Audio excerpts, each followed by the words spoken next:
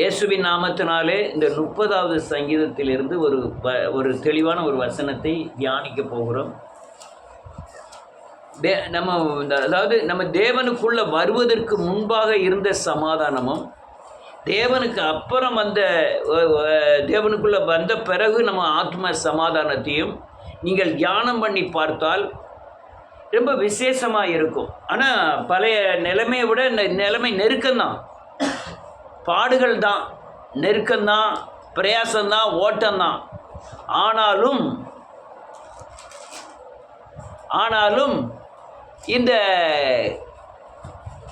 இந்த நன்றியோடு கூட துதிக்கிறேன். கிறிஸ்துவ ஜீவியத்தில் என்ன பாதுகாத்தார், என்ன ஆலோசனை தருகிறார், எப்படி நடத்துகிறார் என்பதை நீங்கள் உணர்ந்தால் அவைகள் எல்லாம் விசேஷமாக இருக்கும். விசேஷம் மட்டுமல்ல, ஆச்சரியமாகவும் இருக்கும், ஒரு அடையாளமாகவும் இருக்கும், சாட்சியாகவும் இருக்கும். நான் இது எப்படி விவரிக்கிறதுன்னு எனக்கு தெரியல. நாம் ரட்சிக்கப்படுவதற்கு முந்தி எத்தனையோ அண்ணன் தம்பி, சொத்து சுகம், சொந்தங்கள் பந்தங்கள் எல்லாம் மத்தியில் வாழ்ந்தோம். ரட்சிக்கப்பட்ட பின்பு தேவனை மட்டும் சார்ந்து வாழ்கிறோம்.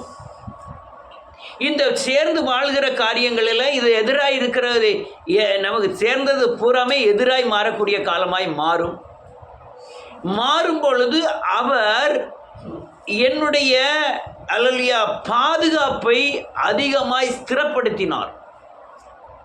இல்லைன்னா இந்த தேவனை சேவிக்க வேண்டிய அவசியம் இல்லை.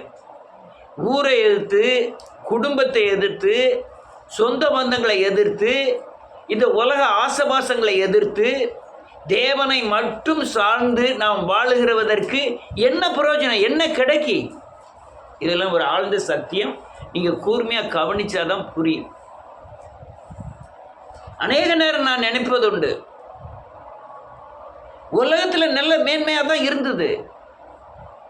ஆனால் அதை விட்டுட்டு நம்ம இங்கே வந்த பிறகு நம்மை எப்படி அவர் திடப்படுத்தினார் என்பதை ஒரு ஆச்சரியவிதமாகத்தான் இருக்குது. அல்லேலூயா. என்னுடைய பாதுகாப்பை, என் சரீர தேவைகளை, சரீரத்தில் வருகிற உபத்திரவங்களை, பிசாசின் போராட்டங்களை, செய்வனை போராட்டங்களை, அல்லேலூயா, ஆத்தும சந்தோஷத்தை அவர் உயர்த்தி பாதுகாத்து வருகிறார். அல்லேலூயா. நான் சொல்றது சரிதானா இல்லையா? ஆமென். நல்ல கூர்ந்து கவனிக்கணும். இயேசுவின் நாமத்தினாலே எத்தனையோ அண்ணன் தம்பி மத்தியில் இருந்தோம், எவ்வளவோ பண வரவு செலவில் இருந்தோம், எத்தனையோ உலக ஆசபாசத்தில் இருந்தோம், உலக சந்தோஷத்தில் இருந்தோம். அதை காட்டிலும் அதெல்லாம் விட்டுட்டு தேவனை மட்டும் சார்ந்து ஆளுகிற இடங்களில் அந்த காரியங்கள் தரக்கூடாத அநேக காரியங்களில் தேவன் இருதயத்தை சமாதானத்தோடு சந்தோஷத்தோடு பாதுகாத்து வருகிறார். அல்லேலூயா. இது என் கண்களுக்கு ஆச்சரியமாகவும் இருந்தது, அல்லேலூயா, ஒரு அற்புதமாகவும் இருந்தது. உலகத்தில் எத்தனையோ மேன்மையை விட்டு வர வேண்டியதாக இருந்தது, புகழ்ச்சியை விட்டு வர வேண்டியதாக இருந்தது. நான் அநேக நேரம் இதான் நினைக்கிறது உண்டு, உலகத்தில் இருக்கும்போது எவ்வளவோ மேன்மையை அனுபவித்தேன். வாங்கன்னு சொல்கிறவங்க எத்தனையோ பேர்.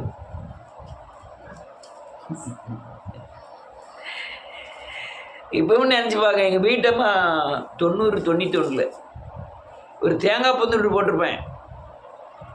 அப்படி பேட்டியெல்லாம் அவுத்து விட்டு அப்படி டங்கு நடந்து போவேன். என் கூட இருந்தால கொஞ்சம் பின்னதள்ளிவா, அப்படி தோரணையாக போவோம். வரமா எதிர்த்தாலும் வரமா, வாங்கம்மா. யாருக்குமே நான் வாங்கன்னு சொன்னது கிடையாது, ஆமான்னு சொன்னது கிடையாது. அல்லேலூயா. இப்படி தலையை அசைச்சிட்டு போயிட்டு இருப்பேன். இது பின்னால் வரவ அவங்க வாங்கன்னு கேட்காமலா, நீ வாங்கன்னு கேட்கலாம்ல அப்படின்பேன். நான் வாங்கன்னு கேட்டாலும் என் மதிப்பு போயிரும்னு நினைச்சேன் அன்னைக்கு. அல்லேலூயா. ஆனால் இந்த சைடு வந்த பிறகு எனக்கு ஒரு வேலி அடைத்து என்னை பாதுகாத்து என் தலையை உயர்த்தி எனக்கு தேவ சமாதானத்தை தந்து பயப்படாதபடி அந்த தேவனை மட்டும் சார்ந்து வாழக்கூடிய தன்மையை கொடுத்து பாதுகாப்பாய் நடத்துகிறார். அல்லேலூயா. இதெல்லாம் நீங்கள் தேவனுக்குள்ள பூரணமாக வந்தால் தான் இதெல்லாம் புரியும். நீங்கள் அங்கேயும் இங்கே இருந்தேன்னா தேவனுடைய அல்லலியா பாதுகாப்போ தேவனுடைய நடத்துதலோ அல்லலியா அதை ஒன்று உங்களுக்கு புரியவே செய்யாது. ஆவிக்குரிய தன்மை வேற, மாம்சத்தன்மை வேற. மாம்சத்துக்குரியவன் ஆவிக்குரியதுங்களை அறிய மாட்டான்.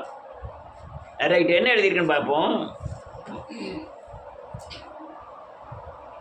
7வது வசனம். கர்த்தாவே என் பர்வதத்தை திடமாய் நிற்க பண்ணி இருந்தீர். போதும். அவர் என்னை பர்வதமாய் மாற்றி என்னை திடமாய் நிற்க பண்ணி இருக்கிறார். அல்லேலூயா. நீங்க யாரெல்லாம் உங்களை அற்பமா நினைக்கிறாங்களோ உங்களை மேன்மையா நினைக்கக்கூடிய காலங்கள் வரும். யாரெல்லாம் உங்களை வெறுத்தாங்களோ உங்க கூட்ட வந்து அல்லேலூயா சார்ந்து கொள்ளக்கூடிய நேரங்கள் வரும். நானே நேரம் இந்த யோசேப்பை தான் நினைப்பேன்.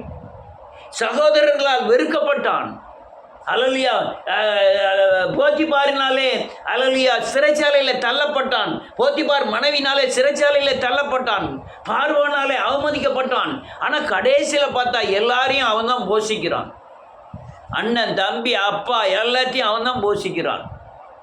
இந்த திடமாய் நிறுத்தி இருந்தார். அவர் யோசேப்பை திடமாய் நிறுத்தி இருந்தார். இன்னைக்கு எத்தனை பேர் அற்பமாய் காணப்படுகிறார்களோ அவர்கள் மத்தியிலே தேவன் நம்மை உயர்த்துவார்.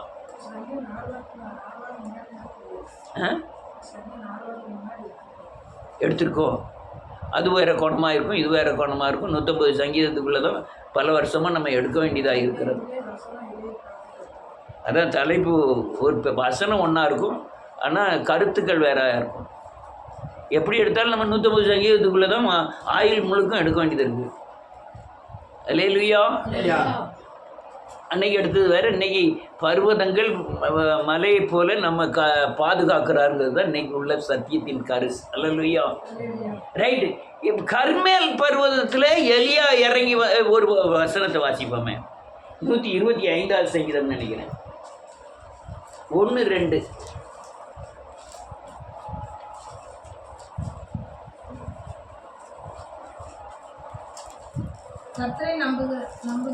கர்த்தரை நம்புகிறவர்கள் என்றென்றைக்கும் அசையாமல் நிலைத்திருக்கும் சீயோன் பர்வதத்தை போல் இருப்பார்கள்.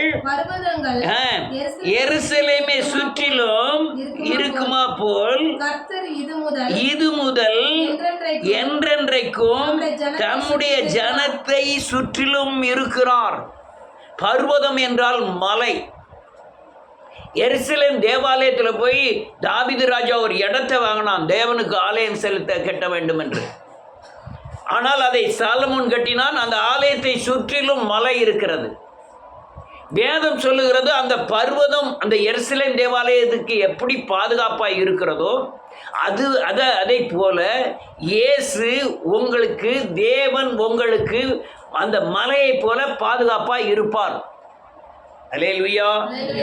எப்ப இருப்பார்னா நீங்க பரிசுத்த மலையாய் மாறும் பொழுது. எப்ப இருப்பார்னா நீங்க சீயோன் மலையாய் மாறும் பொழுது.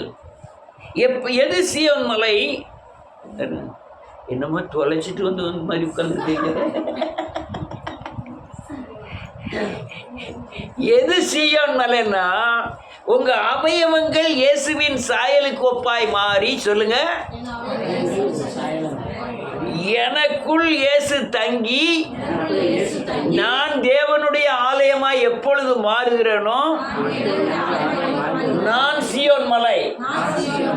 என்னை தேவன் தங்கும் ஆலயமா நம்ம என்னைக்கு மாறுதோமோ அதுதான் சீயோன் மலை. அதுதான் பரிசுத்த மலை. அந்த மலையை தேவன் பாதுகாப்பார். கருத்து என்னன்னா உங்களுக்குள்ள வசனம் நிறைவேறப்பட்டு உங்களுடைய சாயல் இயேசுவின் சாயலுக்கு ஒப்பாய் மாறும் பொழுது உங்களுக்குள்ள கட்டப்படுகிற ஆலயம் தேவாலயம், அதில் தேவன் இருப்பார். அந்த ஆத்துமாவை, அந்த ஆலயத்தை தம்முடைய தயவினால் அவர் பாதுகாக்கிறார். அல்லேலூயா. அவர் உங்களை பாதுகாத்து நடத்துவார். அதனால நீங்க பர்வதம் மலையாய் மாறணும். நீங்க சீயோன் பர்வதம் மலையா மாறணும். அல்லேலூயா. ஒரு நாள் திடீர்னு எலியா இறங்கி வந்துட்டான் கர்மேல் பர்வதத்தில் இருந்து. அல்லேலூயா. கர்மேல் பர்வதம் என்றால் கனி தோட்டம் என்று பெயர். ஏன் கனி தோட்டம் என்றால் அவன் இஸ்ரவேல் தீர்க்கதரிசி புத்திரர்களுக்கு அங்கே ஒரு அல்லேலூயா வேதகாம கல்லூரி வைத்திருந்தான், பாடசாலை வைத்திருந்தான் எலியா. அதில் உருவாக்குகிற ஆட்கள் கனி கொடுக்கிறவர்களாய் அவன் மாற்றினபடினாலே அந்த பர்வதம் கர்மேல் பர்வதம் என்று எண்ணப்பட்டது. கர்மேல் பர்வதம் என்றால் கனி தோட்டம் என்று அர்த்தம். எந்த கனி தோட்டம்? தீர்க்கதரிசி புத்திரர்களை உருவாக்கி அவர்கள் கனி கொடுக்கிறவர்களாய் மாற்றினபடினாலே அந்த கர்மேல் பர்வதத்திற்கு கனி தோட்டம் என்று பெயர். அப்போ நான் மலையா மாறினார் தேவன் என்னை பாதுகாப்பார், நான் ஆலயமாய் மாறினார் அவர் மலையாய் இருந்து பாதுகாப்பார். அல்லேலூயா. நான் பரிசுத்த பர்வதமாய் மாற வேண்டும், நான் சீயோன் பர்வதமாய் மாற வேண்டும். இன்னொரு வசனத்தை வாசிப்போம். சங்கீதம் 2வது சங்கீதம்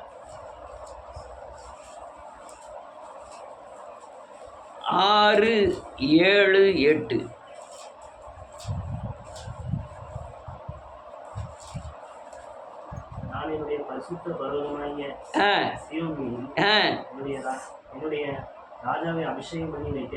ஒரு நிமிஷம். அல்லேலூயா. அடுத்த வசனம். மேல சொல்லி இருக்கிற தீர்மானத்தின் விவரத்தை சொல்ல போறேன். என்னை நோக்கி நீர் என்னுடைய குமாரன், உன்னை ஜனிப்பித்தேன், என்னை கேளும், ஜாதிகளை உனக்கு சுதந்திரமாகவும் கொடுப்பேன். அல்லேலூயா. நல்ல கவனிக்கணும் இயேசுவின் நாமத்தினாலே. நான் என்னுடைய பரிசுத்த பர்வதமாகிய சீயோன் மீதிலே என் ராஜாவாகிய இயேசுவை உனக்குள்ளே அபிஷேகம் பண்ணி வைத்தேன். நான் சீயோன் பர்வதமா தேவன் தங்கும் ஆலயமாய் மாற்றும் பொழுது என் சிங்காசனத்திலே, எனக்குள்ள சிங்காசனத்திலே வீற்றிருக்கிறவர் இயேசு. அல்லேலூயா.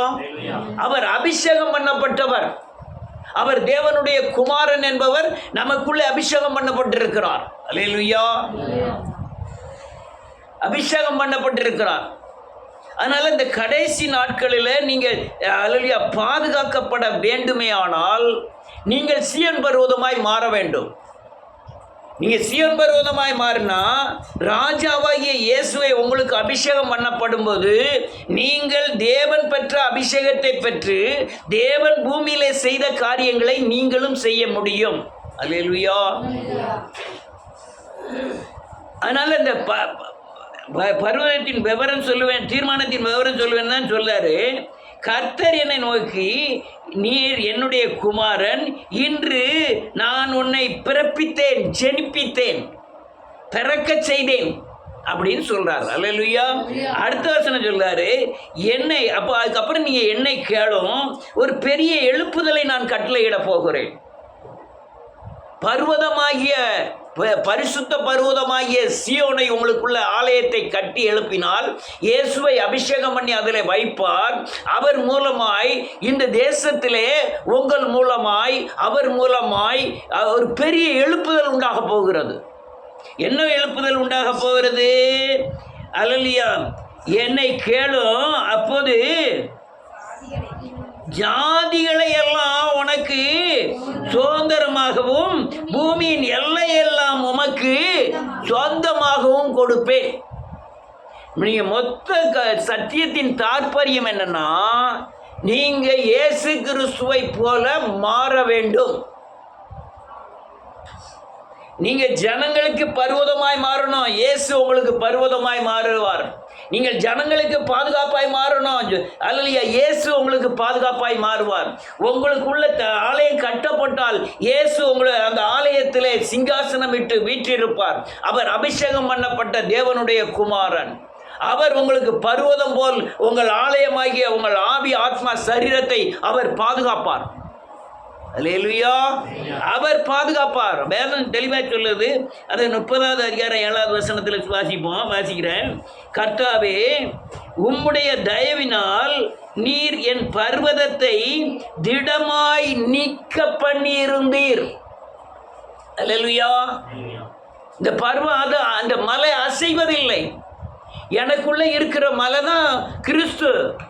அவர் கண்மலையாகிய கிறிஸ்து என்னை அல்லேலூயா அவர் நிற்க பண்ணுகிறார். அவர் தயவினால் என்னை நிற்க பண்ணுகிறார். இன்னொரு வசனத்தை வாசிப்போமே. 3வது அதிகாரம் 4, 5, 6.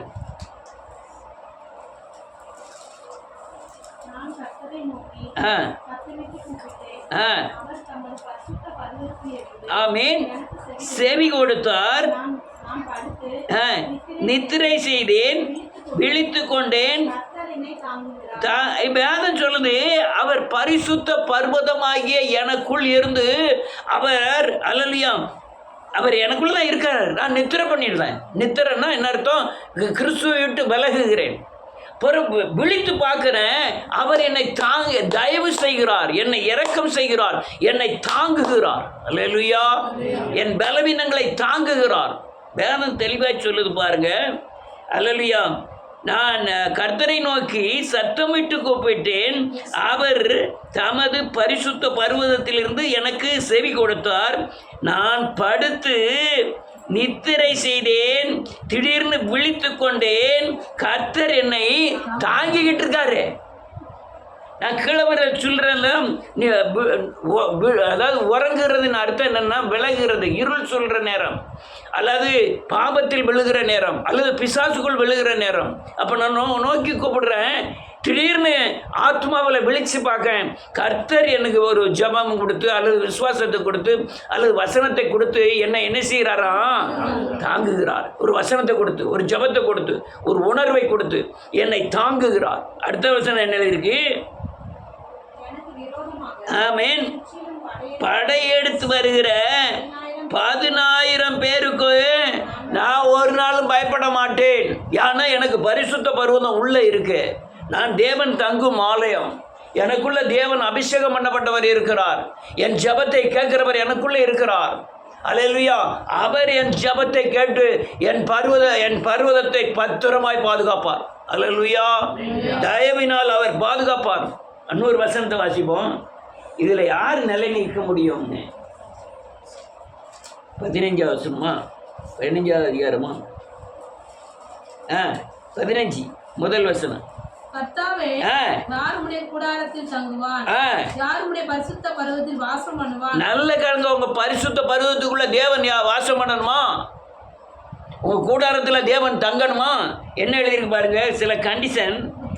உத்தமனாய் நடக்கணும், நீதியை நடப்பிக்கணும், மனதார சத்தியத்தை பேச வேண்டும்.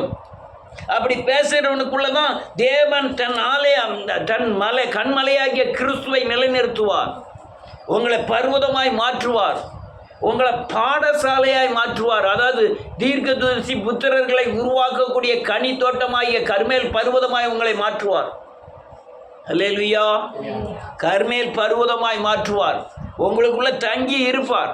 இயேசு கர்த்தர் உங்களுக்குள்ள தங்கி இருந்து பலப்படுத்துவார். ஏன்னா நீங்கள் எவ்வளோ வளருதீங்களோ அதுதான் உங்கள் வீழ்ச்சி நேரத்தில் உங்களை பாதுகாக்கும். எவ்வளவு தேவனை அறிவீங்களோ அப்போ தான் பிசாசின் போராட்டம் உள்ள காலங்களில் உங்களை பாதுகாக்கும். நீங்கள் வளர்ச்சி குறைய வேதவசனம் அறியலை அல்லது சத்தியம் புரியலை அப்படின்னா உங்கள் பலவீனப்பட்ட நேரங்களில் உங்களால் எந்திக்கவே முடியாது. இன்னொரு வசனத்தை வாசிப்போமே. 43வது சங்கீதம் 3வது வசனம்.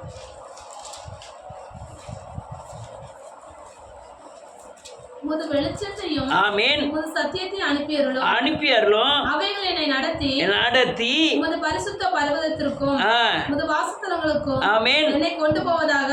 ஆமென். வெளிச்சமும் இயேசுதான், சத்தியமும் இயேசுதான். நான் உலகத்திற்கு ஒளியாயிருக்கிறேன். அல்லேலூயா. சத்தியம், நானே வழியும் சத்தியம். அவரை எனக்குள்ள அனுப்பியருளும் ஆண்டவரை. எனக்குள்ள அனுப்பியறலும். வேதம் சொல்லுது அவரை எனக்குள்ள அனுப்பியறலும்.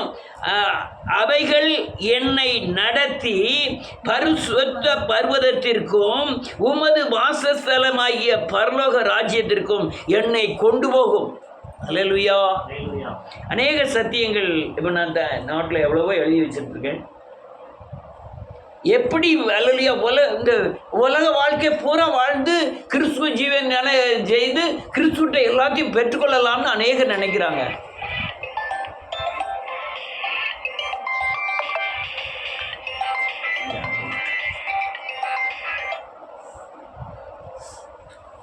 நல்ல கவனிங்க, இயேசுவின் நாமத்தினால நீங்கள் கிறிஸ்துவின் சிந்தை உங்களுக்குள்ள இருக்கணும். கிறிஸ்துவை குறித்ததான் அறிவு இருக்கணும். கிறிஸ்துவின் சத்தியத்தின்படி நடக்கணும். அப்பதான் இந்த உலகத்துல கிறிஸ்துவ ஜீவியத்தை பூரணமாய் பண்ண முடியும். நிறைய காரியம் இருக்கு. என்னென்ன அல்லையா, ஜீவனை பெறணும், ஜீவன் வளர்ச்சி அடையணும், அது நித்திய ஜீவனாய் மாறணும், பாவத்திலிருந்து விடுதலை ஆகணும், சாபத்திலிருந்து விடுதலை ஆகணும், சுவாபம் மாறணும், குணம் மாறணும், அல்லையா ஜீவனை பூர்த்தி அடைவதற்காக வசனத்தின்படி நடக்கணும். இதெல்லாம் நீ சாயல் இயேசுவை போல மாறணும். இப்படியே மாறணும். மாறினாதான் உங்களுக்குள்ள பர்வதத்தில் சியோன் பர்வதத்தில் ஆலயம் கட்டப்படும். எவ்வளவு தூரம் கட்டப்படுதோ அதில் அந்த அளவுக்கு நீங்கள் உலகத்தை விட்டு விலகி இருப்பீங்க. வருகிற பிசாசின் கிரிகளை உங்களால் ஜெயிக்க முடியும். அநேகருக்கு இந்த உலக பலன் என்னன்னு தெரியல. சத்தியத்தை அனுப்பிடலாம். சத்தியம் வந்தால் தான் உங்களுக்கு வெளிச்சம் வரும்.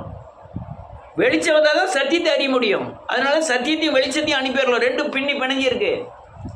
அதனால வேதத்தின் வெளிச்சத்தில் நடந்து சத்தியத்தை அறிந்து கொள்ள வேண்டும்.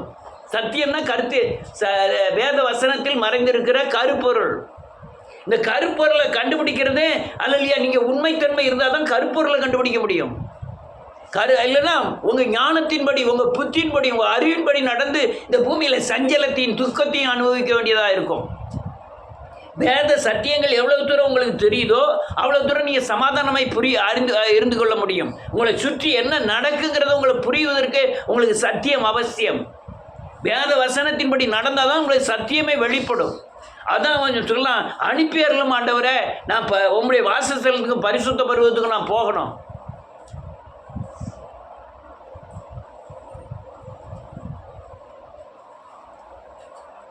அல்லேலூயா. நல்ல கவனமாக இருந்தால் தான் புரியும். திருப்பி திருப்பி சொல்கிறேன், இது சத்தியம் என்பது வேறு. அல்லையா, நன்றியோடு கூட துதிக்கிறேன். இந்த சத்தியம் வர வரதான் உங்களுக்கு வெளிச்சமே உண்டாகும்.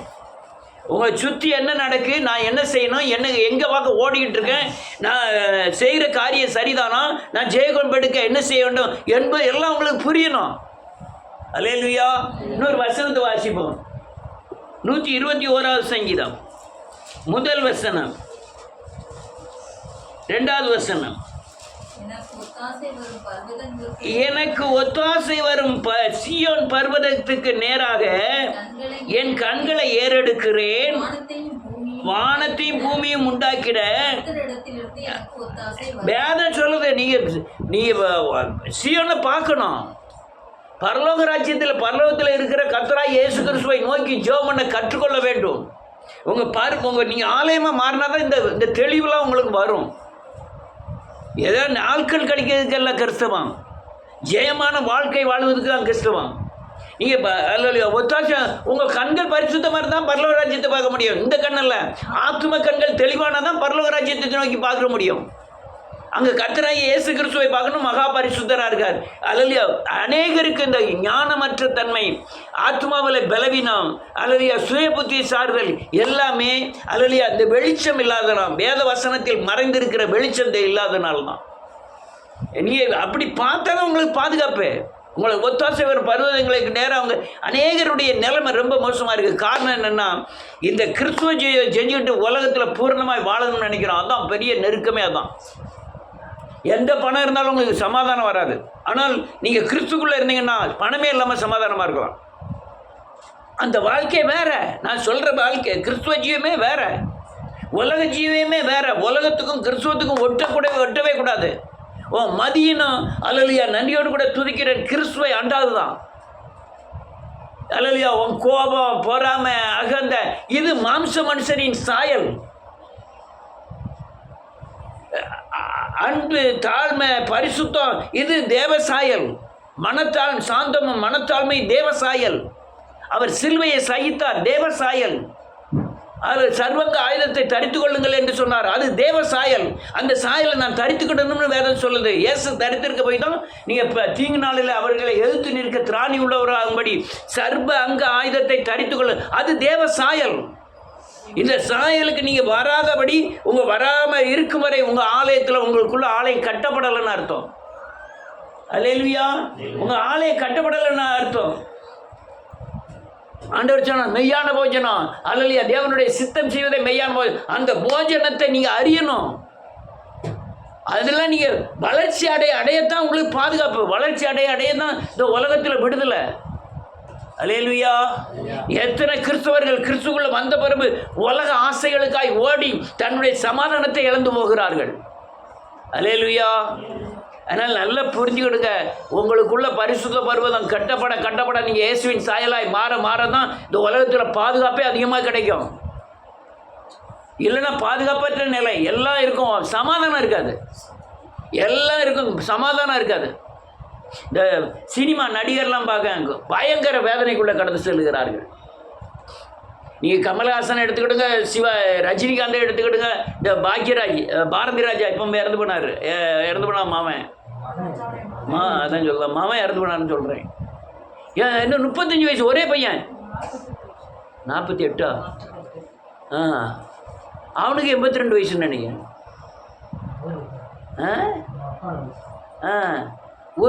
ஒரே பையன், ஒரு பொண்ணுன்னு நினைக்கிறேன். ஒரு பொண்ணு ஒரு பையன். அது இறந்து போச்சா? அது அந்த நல்ல காலங்க இந்த சினிமா நடிகர்கள்லாம் இப்படி பயங்கரமான தாக்குதலுக்கு உட்பட காரணம் இந்த பாவத்தை விதைக்கிறாங்க, கரையத்தை வாங்குறாங்க, கட்டுறாங்க, கரையத்தை பூமியில் கட்டி எழுப்புறாங்க, கட்டுறாங்க. விதைக்கிறது பூரா இசையின் பாவங்களை விதைக்கிறாங்க. அந்த அதை அறுக்கிறாங்க, அறுக்கும்போது வேதனைக்குள்ளே கடந்து போகிறாங்க. நிறைய பேர் பாவம் செய்கிற அநேகர் இந்த பயங்கரமான கொடிய சூழ்நிலைக்குள்ளே வர காரணம் என்ன? அல்லேலூயா. இதெல்லாம் காரியங்கள். அதனால் அநேகர் சொல்லுவாங்க நியாய தீர்ப்பு மறுமையில் தான் நியாய தீர்ப்பும்பாங்க. இல்லை, இந்த பூமியில் அல்லேலூயா நீதி சரி கட்டப்படும். அதில் மிஞ்சிது தான் அந்த மறுமைக்கு போகும். அது மிஞ்சிறத பிள்ளைகள் கட்டும். அந்த பிள்ளைகள் கட்டியும் மிஞ்சி இருந்ததுன்னா அடுத்த சந்ததிக்கு கடந்து போகும். இப்படி தான் பாவத்தின் தண்டனை ஒவ்வொரு சந்ததிக்கும் கடந்து போய்கிட்டே இருக்கும். நீங்கள் உங்களால் இந்த உலகத்தில் கட்டி தீர்க்க முடியலையா, நரகத்தில் போய் கட்ட வேண்டியது இருக்கும். அப்படி நரகத்துக்கு இல்லையா, உங்கள் பிள்ளைகள் கட்டும். பிள்ளைகள் கட்டலையா, அதுக்கு பிள்ளைகள் அடுத்த பிள்ளைகள் கட்டும். சந்ததியாய் கட்டிக்கிட்டே போகும். அல்லேலூயா. இதெல்லாம் காரியங்கள். கடைசி நாட்களில் உங்களுக்குள்ள சரியான பர்வதங்கள் கட்டப்பட்டால் அவருடைய தயவினால் நீங்கள் பாதுகாக்கப்படுவீர்கள். அல்லேலூயா. ஆலயம் நீங்கள் தான், பர்வதம் நீங்கள் தான். உங்களுக்குள்ள கிறிஸ்து அல்லையா கட்டி எழுப்பி பரிசுத்த பர்வதமாய் மாறி பரலோக ராஜ்யத்திற்கு ஏற்ற பரிசுத்த பர்வதமாய் சீயோன் பர்வதமாய் நீங்கள் கட்டி எழுப்பப்படணும். இதுதான் காரியம். கர்த்தர் உங்களை ஆசீர்வதிப்பாராக. எல்லாரும் எழுந்து நிற்போம்.